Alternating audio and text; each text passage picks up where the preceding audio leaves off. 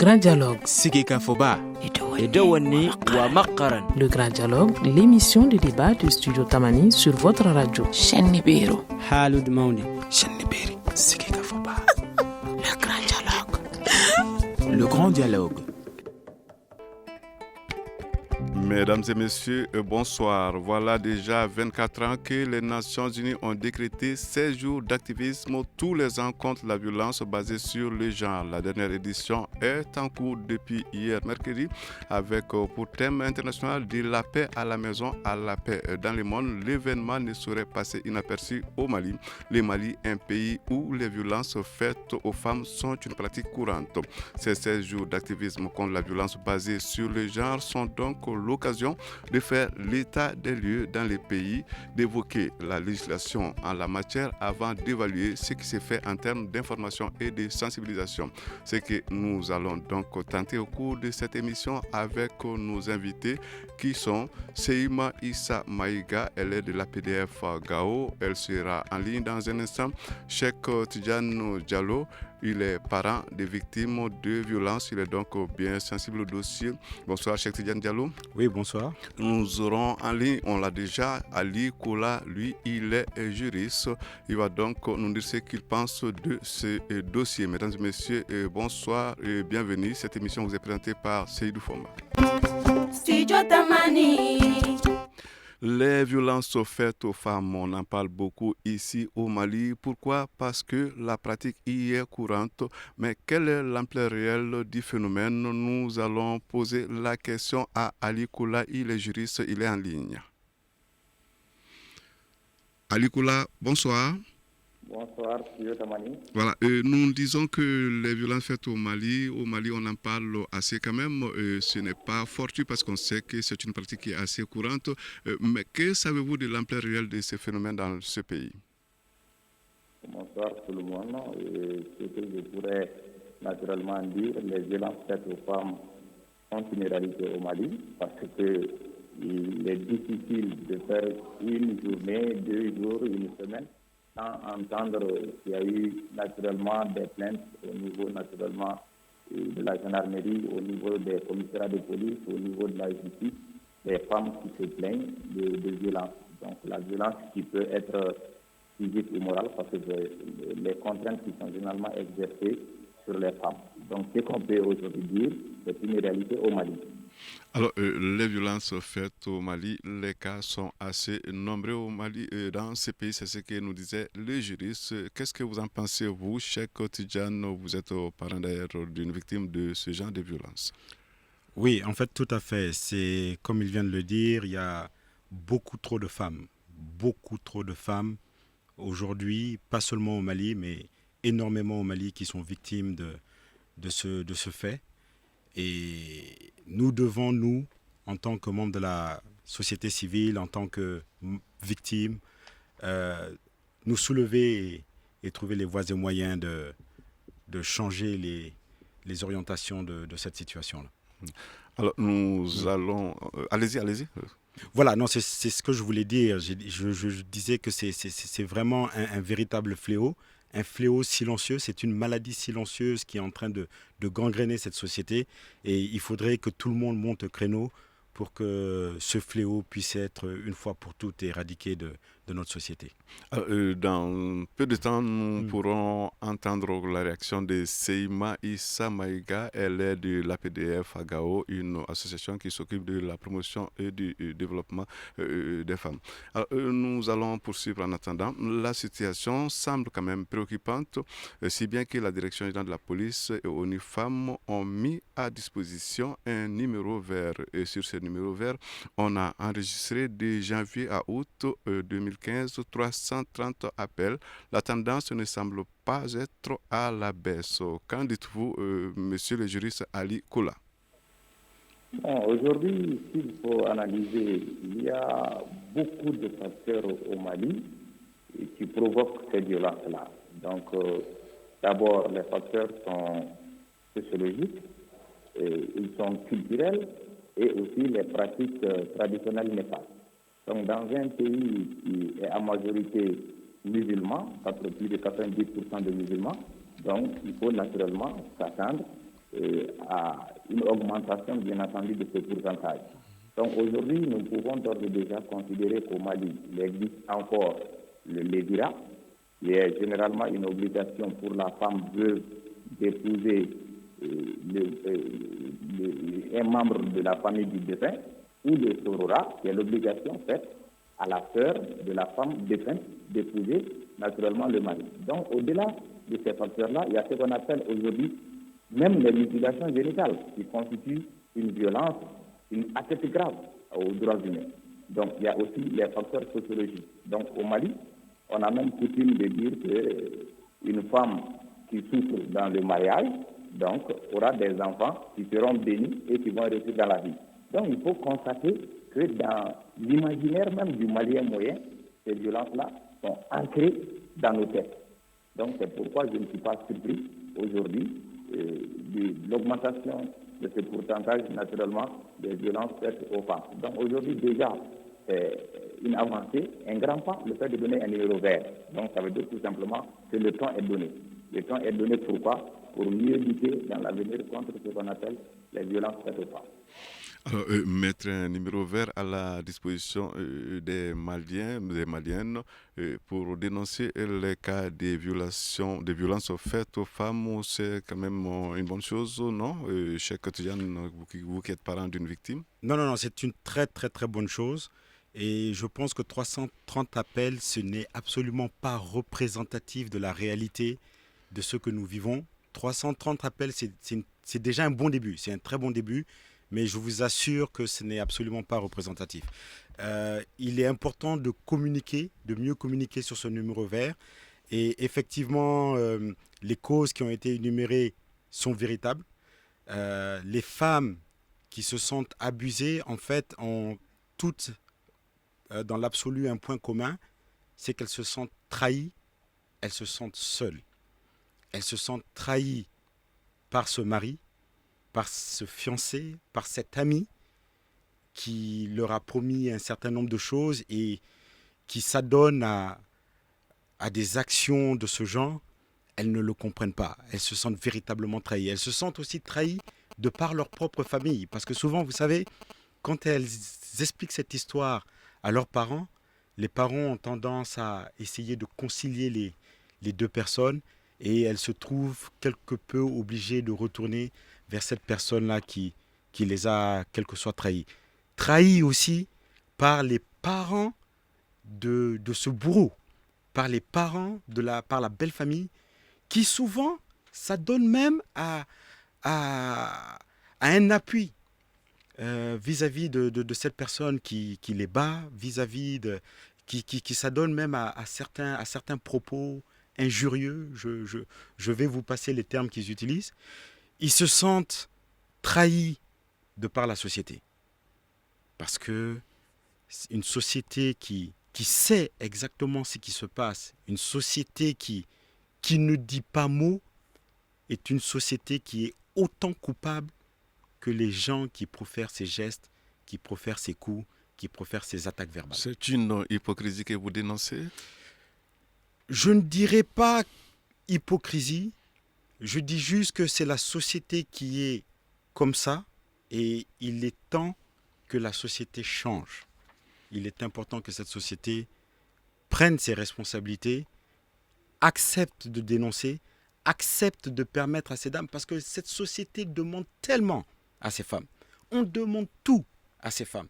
On demande d'éduquer, on demande de nourrir, on demande de représenter la famille. On leur demande des choses impossibles et pour en retour se faire taper dessus, être victime de coups et blessures, d'attaques verbales injurieuses, ce n'est pas normal. Donc il faudrait que la société prenne aussi ses responsabilités. Alors, nous allons nous adresser à présent au juriste Ali Koula qui est en ligne. Alors, Ali Koula, dites-nous, est-ce que la situation en ville et en milieu rural est pareille? Bon, nous pouvons aujourd'hui soutenir qu'en milieu rural, c'est encore pire. Parce que dans beaucoup de nos traditions à l'intérieur du Mali, la femme est considérée même comme un objet de droit. Et elle est loin d'être un sujet de droit, ce qui signifie qu'elle n'a presque pas de droit. Donc, comme mon ami vient de le soutenir, la société est interpellée. Ben, je pense que c'est une question de temps pour interpeller toutes les consciences humaines. Mais le signal quand même est donné, le signal qui est donné, et il est très fort. Mais en milieu rural, c'est encore pire, parce qu'on sait qu'en milieu rural, l'homme est avant tout le chef de la famille au Mali, mais cette primauté est encore plus exercée en milieu rural qu'en milieu urbain. Mais ce qu'il faut aujourd'hui comprendre aussi, il y a ce qu'on appelle le pouvoir économique.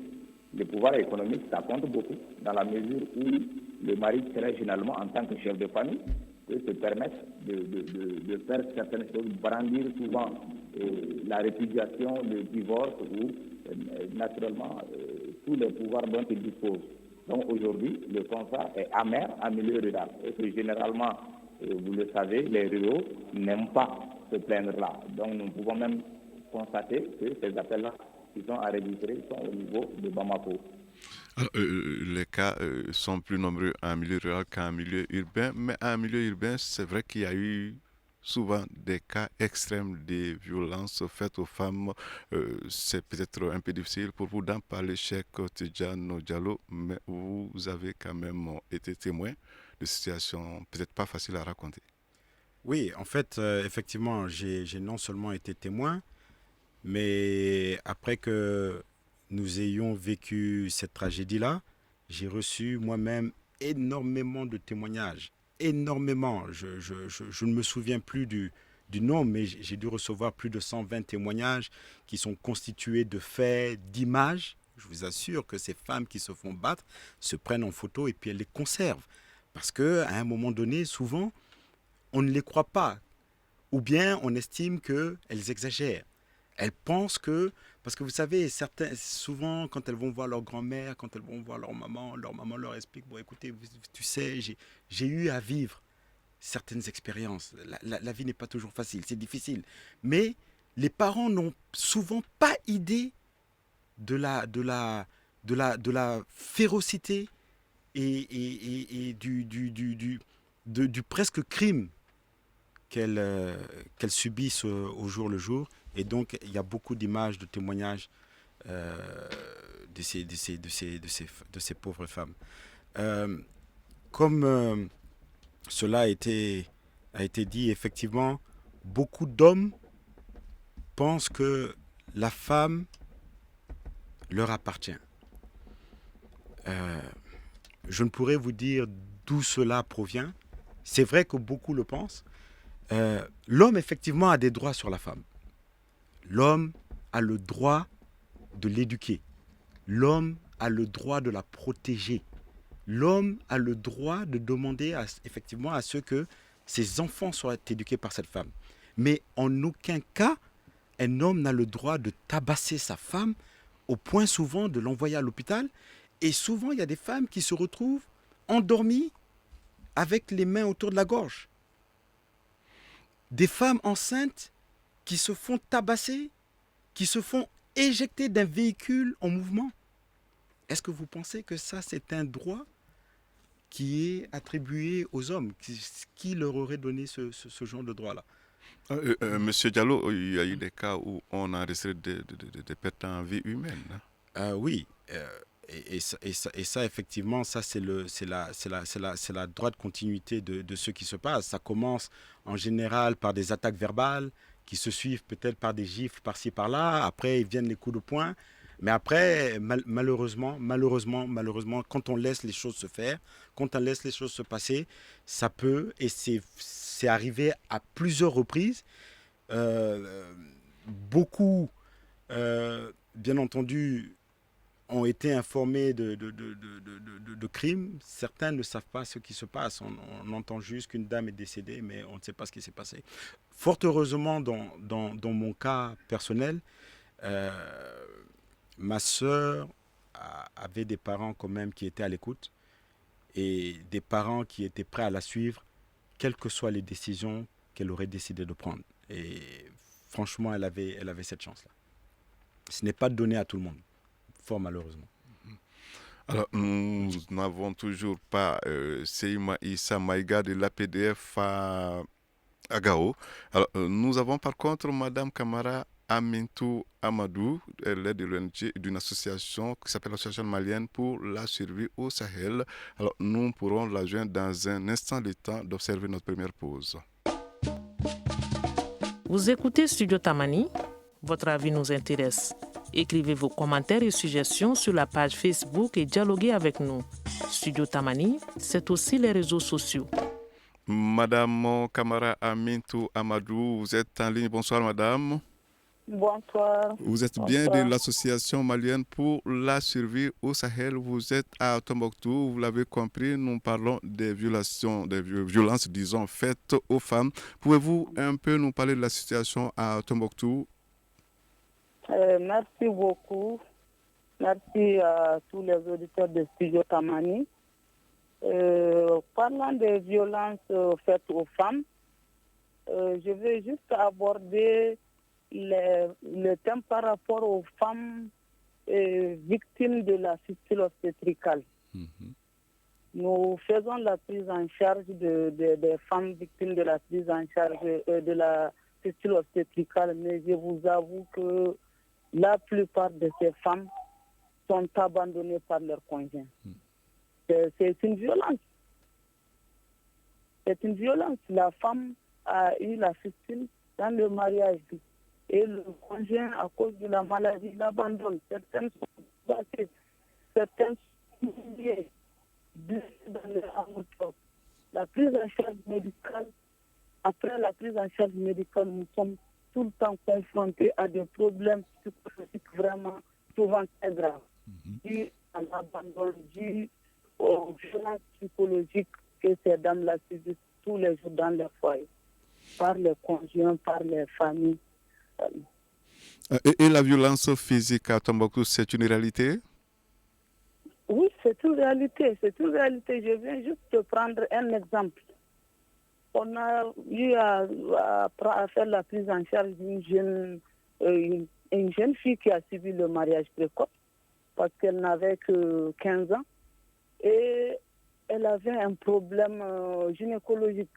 Donc le conjoint, au lieu d'essayer de comprendre ce que la fille avait, il passait tout son temps à la tabasser parce que, je m'excuse, il n'avait pas un plaisir sexuel parce que la fille avait un gros problème gynécologique. Donc la fille a subi plus de 2 ans de maltraitance de son mari. Arrivée à Tombouctou, elle est venue d'un village de riverain.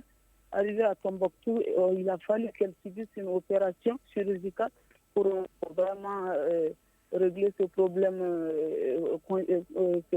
gynécologique qu'elle avait. Mais après l'opération, elle a été rétablie dans son corps, mais au niveau psychologique, ça n'allait pas. Ça n'allait pas. Alors, allez-y, madame. Oui. Donc, c'est juste, j'ai abordé ce cas parce que c'est là où nous rencontrons directement les femmes et filles qui sont vraiment victimes des violences conjugales. Il y avait un cas, la fille, également, c'était une petite fille qui a subi le mariage précoce. Après, ça a suivi une grossesse et elle a été victime de la fistule obstétricale. Mais tellement qu'elle a subi des maltraitances, une humiliation en famille. Après le traitement, elle est guérie, tout le monde est retourné à la maison. Elle dit qu'elle préfère l'hôpital que de retourner. Préférer l'hôpital à son domicile conjugal. Donc on a fait des assistances psychosociales. Elle est repartie, mais quelques jours après, elle est revenue s'installer à l'hôpital. Elle préfère l'hôpital que sa famille. Alors, madame, on vous remercie pour ces témoignages, mais vous restez en ligne le temps de joindre Ali Koula, qui est juriste. Ali Koula, si l'on vous demandait de commenter ces témoignages que vous venez d'entendre. Bon, vraiment, ça fait mal au cœur. Ça fait mal au cœur, pourquoi? Parce que, en tant que juriste, la loi a prévu beaucoup de choses. Et à travers l'exemple de Mme Tombouctou, on constate qu'il existe des cas d'impunité, ce qui en soi n'est pas normal. Mais je l'ai dit, dans un premier temps, il n'est pas facile, dans un pays à majorité traditionnaliste et à majorité musulman, Donc là où il y a coexistence entre tradition et modernité. Donc on va se rendre compte que souvent, la loi a prévu dans la fonction qui est la charte fondamentale de la République du Mali, la Constitution de 1992, on dit que la personne humaine est sacrée et inviolable. Donc l'article 3 de cette constitution nous apprend que nul ne sera soumis à des tortures, à des sévices ou traitements. Donc à travers l'analyse de ce que Madame avance, il s'agit de deux types de violence. La violence, elle est à la fois physique, mais aussi morale. Donc, à partir de là, il y a lieu aujourd'hui de tirer la sonnette d'alarme pour qu'on puisse faire quelque chose. Donc, nous pouvons aujourd'hui dire que, je vais prendre un exemple, le Code des personnes et de la famille. Il y a un article qui dit que le mari doit protection à sa femme, la femme obéissante, pour rejoindre M. Diallo. Donc, il y a certaines personnes qui font une mauvaise interprétation souvent de la religion. Parce que la femme qui n'obéit pas, est-ce que la sanction de cela est porter des coups et blessures? Donc, souvent, il y a une mauvaise interprétation de certaines tendances en islam qui soutiennent que la femme qui n'obéit pas à son mari, il faut la frapper. Or, frapper une personne, c'est des coups et blessures volontaires. Mais au-delà également de cela, c'est une cause de divorce. Parce que l'article 352 du même code nous apprend que les excès et sévices, les violences, constituent une cause de divorce pour faute. Donc si on dit pour faute, non seulement il y a une rupture du lien matrimonial, mais au-delà de cela, vous êtes appelé à réparer le dommage qui a été causé. Le dommage qui peut être corporel ou moral. Alors, Monsieur Koula, est-ce qu'il n'y a pas une contradiction entre les textes et ce qui se passe en réalité s'agissant des violences faites aux femmes? Bon, aujourd'hui, l'exemple que je viens de donner, par exemple, l'article 316, le mari doit protection à sa femme, la femme obéissante. Et on sait qu'on tire cette source de la religion. Le mari est le chef de la famille. On tire cette source finalement de la religion. Donc, il est difficile dans un pays où il y a coexistence entre droit traditionnel et droit moderne. Donc, nous le savons depuis le temps colonial, cette difficulté a surgi. Après les indépendances, il y a eu une difficulté naturellement à se débarrasser de ces textes inspirés par la tradition. Donc, aujourd'hui, à la matière, il y a effectivement contradiction entre ce qu'on appelle les idées dites modernes, parce que si nous essayons de voir, le Mali a ratifié beaucoup de conventions. La convention qui lutte pour toute forme de discrimination à l'égard de la femme, la CEDEF. Donc, l'article 116 de notre convention nous dit que lorsque le Mali ratifie une convention, cette convention a même une force supérieure aux lois internes. Donc, ça veut dire qu'on s'est doté d'un arsenal juridique pour lutter contre les violences faites aux femmes. Donc, cet arsenal est à la fois national, mais aussi international. Donc, pour vous rejoindre, effectivement, il y a une contradiction. Même souvent, dans la théorie, à travers les textes, il y a une contradiction. Donc, si on voit dans la pratique, souvent, on n'est pas étonné. Mais je crois qu'on peut encore mieux faire en essayant de tirer encore la fenêtre d'alarme et que chacun joue ce qu'on appelle son rôle. Alors, Cheikh Tidiane Diallo, beaucoup de femmes victimes de violences, pourtant des textes qui sont là pour protéger les femmes. Vous comprenez cela? Oui, en fait, c'est vrai qu'on a beaucoup de textes. Ici au Mali, vous savez que, oui, effectivement, tout est fait, tout est écrit, mais le plus difficile, c'est la mise en application.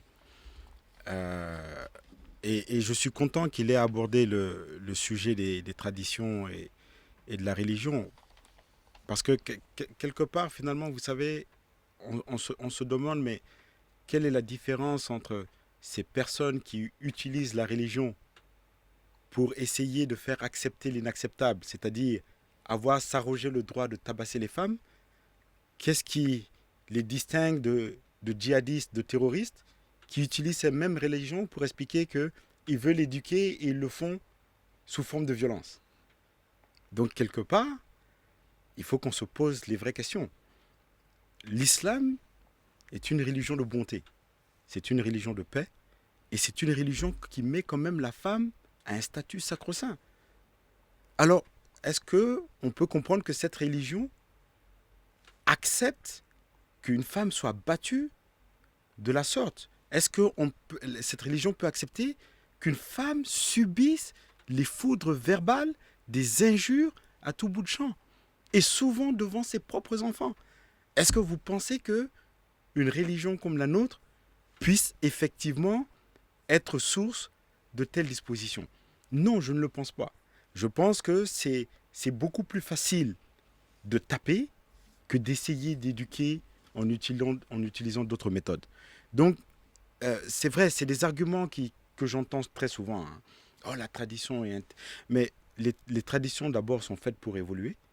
Et il faudrait que les gens acceptent de laisser ces traditions évoluer, mais qu'ils arrêtent aussi d'invoquer la religion à chaque fois qu'ils se sentent dans l'envie de perpétrer des actes de ce genre. Non, ce n'est pas la religion. Et j'ai noté au début de l'intervention de notre ami juriste qui dit que parce que nous sommes un pays à prédominance musulmane, il est tout à fait normal que les chiffres des personnes qui vont appeler à l'aide augmentent. Non, normalement, ça ne devrait pas être le cas. Ce n'est pas parce que nous sommes un pays musulman que ces chiffres doivent augmenter. Mais par contre, ces chiffres doivent augmenter parce que nous savons qu'il y a énormément, je pense que plus d'une femme sur 3 subit, si pas des attaques physiques, elles subissent des attaques morales au jour le jour.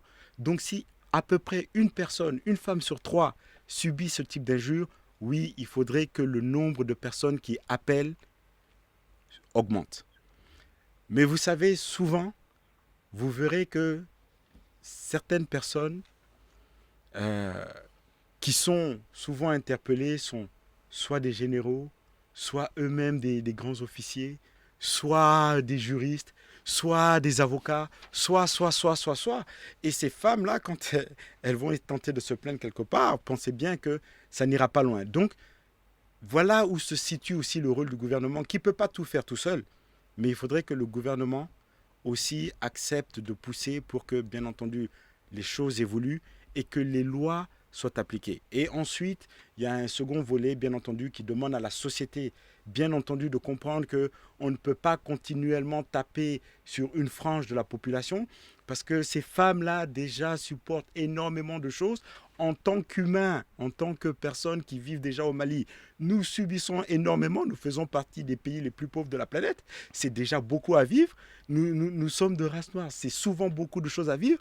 Être une femme dans le monde, c'est difficile à vivre, mais une femme à qui on demande énormément, notre société demande beaucoup plus aux femmes qu'il est demandé dans le nombre de sociétés. Mais si ces femmes, après avoir justement pris en charge toutes ces choses qui sont demandées par la société, si elles doivent rentrer chez la première personne, avant le gouvernement, chez la première personne qui doit leur accorder assistance, qui doit les protéger, si cette même personne qui vient les tabasser et ensuite que le gouvernement aussi censé les protéger ne fait rien, ce n'est pas possible. Alors, dans un instant, nous allons voir Madame Kamara Amintou Amadou, Atoumoutou, mais avant cela, nous souhaitons certainement entendre la réaction du juriste Ali Koula.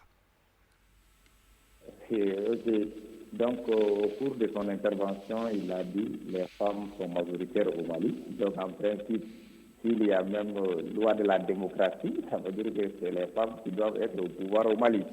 Donc, je voulais tout simplement dire que quand j'aborde la religion, parce qu'on sait que depuis la colonisation, il y a eu une première difficulté pour le législateur colonial, qui a voulu se débarrasser de toutes les institutions traditionnelles. Mais il a rencontré une résistance farouche, naturellement, des autochtones. Maintenant, la même réalité a continué après le 22 septembre 1960. Le législateur malien était entre le marteau des pressions sociales, c'est-à-dire l'islam et la tradition, et naturellement l'enclume du monde international. Le même problème n'a été que déplacé jusqu'en 2009, quand on a constaté naturellement qu'il y a eu des problèmes lors de l'adoption du Code des personnes et de la famille, où le président, en son temps, avait renvoyé à une seconde lecture. Mais à partir de là, il y avait des points de discorde. Parmi ces points de discorde, on avait remplacé naturellement le mari doit protection à sa femme, la femme obéissance par le respect mutuel. Donc vous avez vu la conséquence, la suite, il y a eu des réactions. Donc les facteurs, l'islam peut s'expliquer, Mais il y a beaucoup d'individus qui sont de mauvaise foi, qui font une mauvaise interprétation de l'islam, qui se retranchent derrière l'islam pour commettre ce qu'on appelle ces forfaits, ces violences faites aux femmes. Sinon, nous le savons, les textes sont clairs.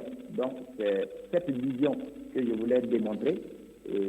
C'est pas parce que les musulmans sont majoritaires, mais généralement, il y a un poids de l'islam qui domine ce qu'on appelle notre droit positif. Donc, c'est ce que je voulais naturellement dire. Sinon, je suis tout à fait d'accord avec mon ami Diallo.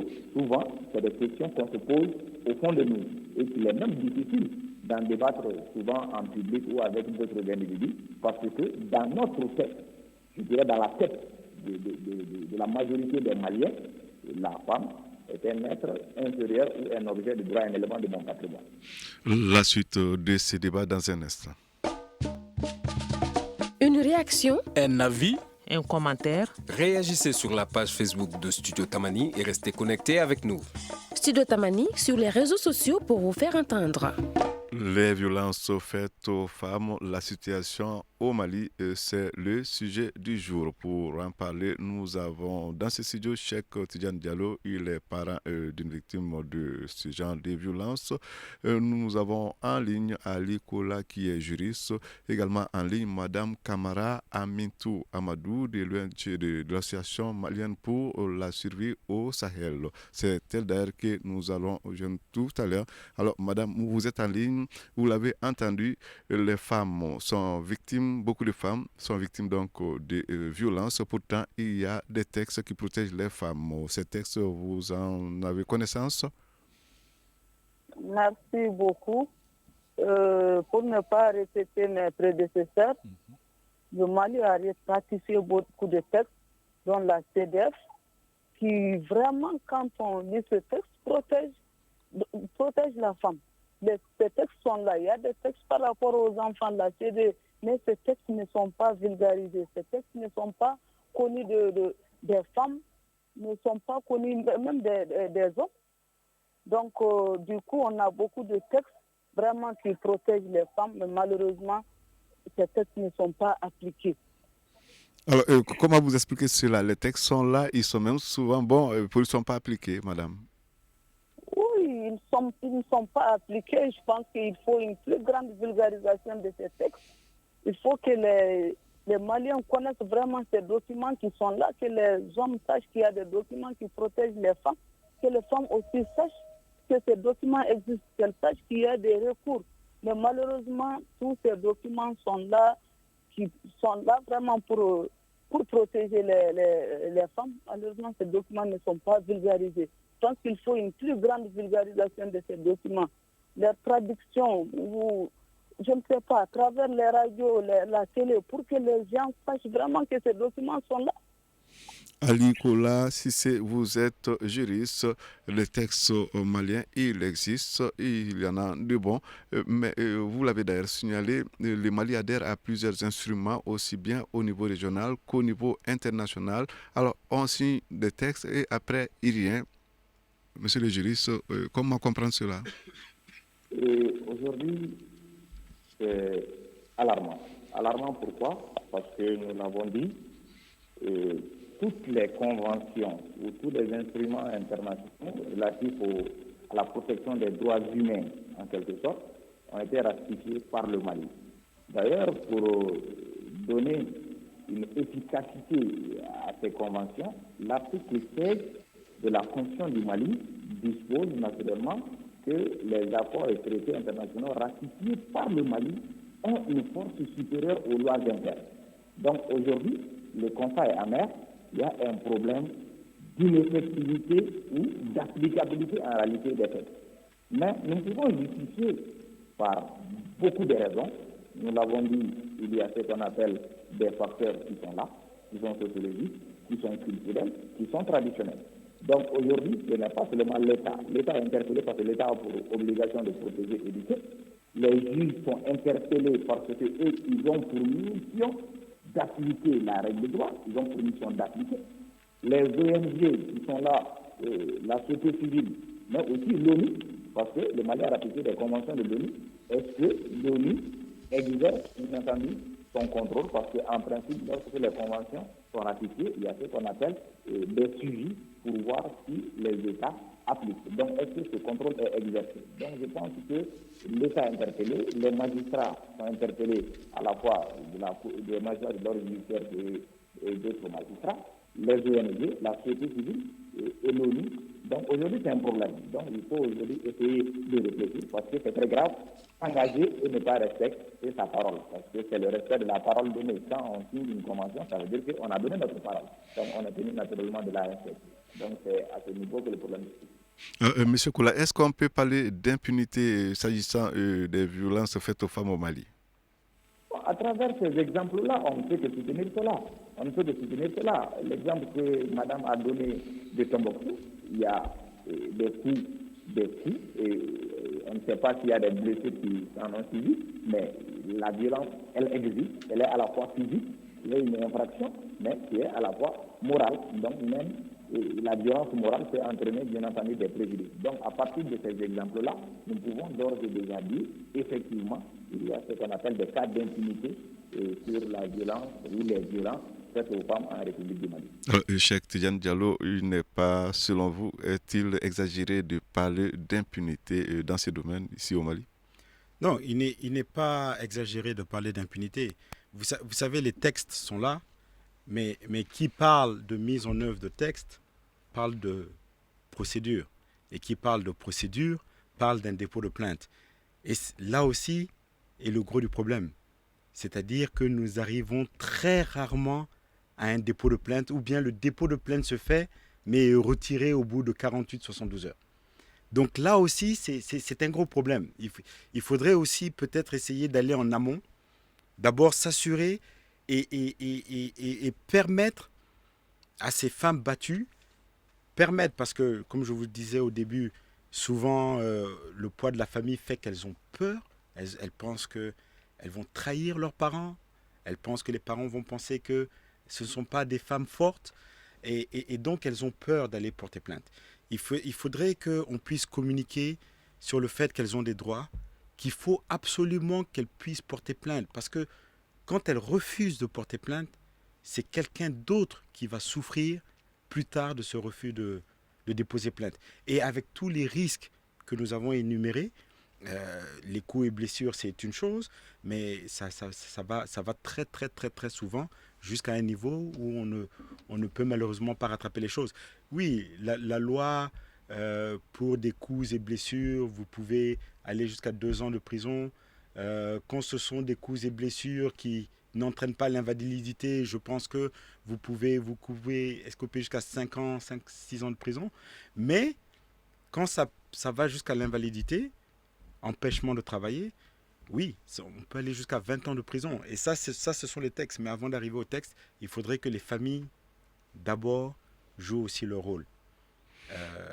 Malheureusement, et ça je le déplore, il y a beaucoup de nos mamans qui pensent que parce qu'elles ont eu à souffrir certaines choses, il faudrait que leurs filles aussi acceptent de souffrir ces mêmes choses. Or, ce n'est pas comme ça que ça devrait se passer.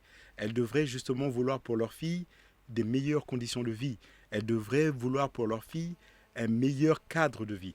Et donc, à cet effet-là, elles devraient soutenir ces filles qui viennent vers elles, qui leur expliquent leurs problèmes. Elles devraient les soutenir et trouver. Je ne dis pas qu'il ne devrait pas y avoir de médiation.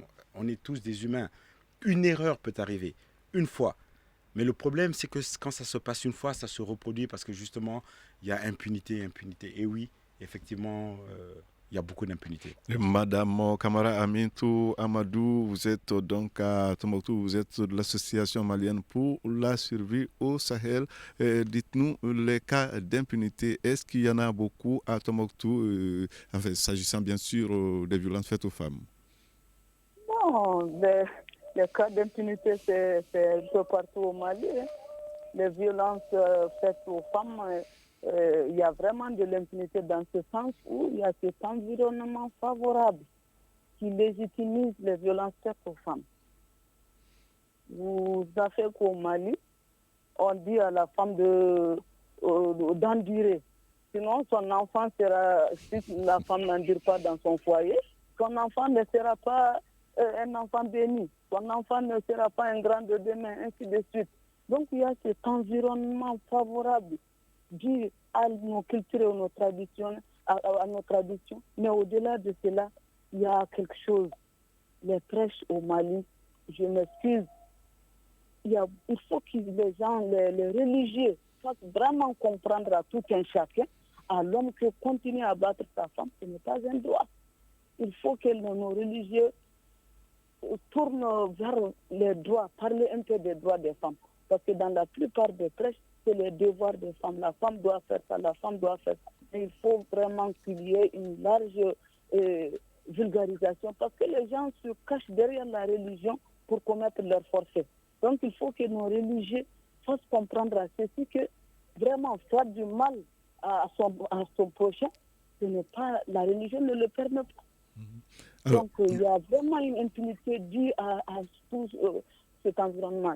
Ali Kola, vous êtes juriste, je le rappelle. Selon vous, quelle place doivent occuper l'information et la sensibilisation dans le combat contre les violences faites aux femmes? D'abord, je dis, M. Diallo a tout résumé. D'abord, dans l'imaginaire, raison ou facteur sociologique, on inculque à la femme que dès qu'elle se marie, naturellement, elle va endurer bien entendu une violence. Donc, à partir de là, l'exemple de madame, les enfants de la femme soumise réussissent généralement dans la vie. Donc, je pense qu'aujourd'hui, c'est la société malienne même qui est interpellée. Et chacun doit jouer son rôle. Son rôle, surtout, nous sommes dans un pays à majorité analphabète. Donc, les religieux, effectivement, ils doivent jouer leur rôle pour dire qu'au contraire, la religion est là pour protéger ce qu'on appelle la femme. Mais au-delà des religieux, il y a bien entendu l'État, qui est le premier acteur, qui a pour obligation de protéger et éduquer les Maliens. Mais au-delà de l'État, il y a bien entendu les juges. Bon, généralement, si les juges ne pourront rien faire s'ils ne sont pas saisis. Donc je crois qu'à ce niveau-là, il y a lieu de réfléchir. Mais au-delà des juges, les ONG, la société civile, mais également, je dis que l'ONU aussi doit jouer bien entendu un rôle, voir est-ce que le Mali qui a pris un engagement respecte bien entendu sa parole donnée. Donc je crois qu'à cela, dans l'avenir, il y aura un changement. Cheikh Tidjane Diallo, il faut donc qu'on mette l'accent sur la sensibilisation.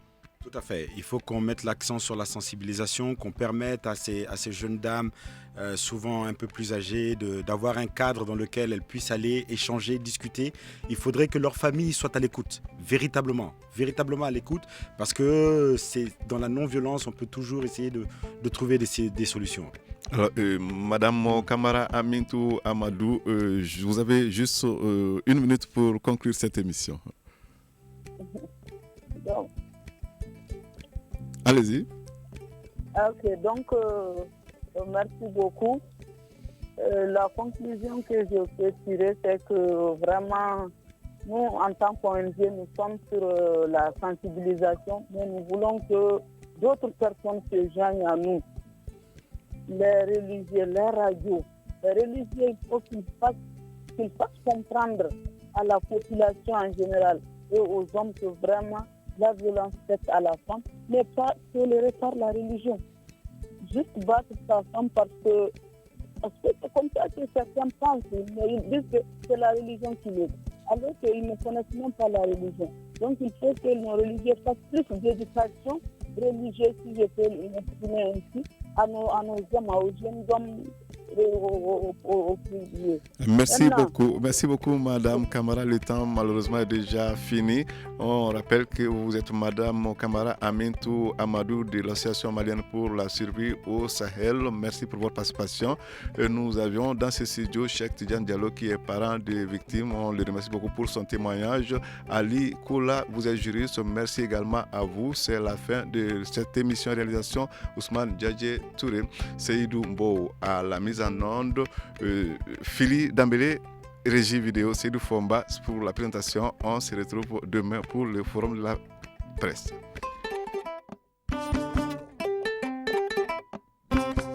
Le grand dialogue. Sigika Foba.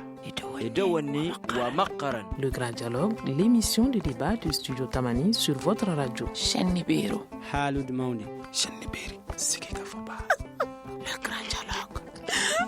Le grand dialogue.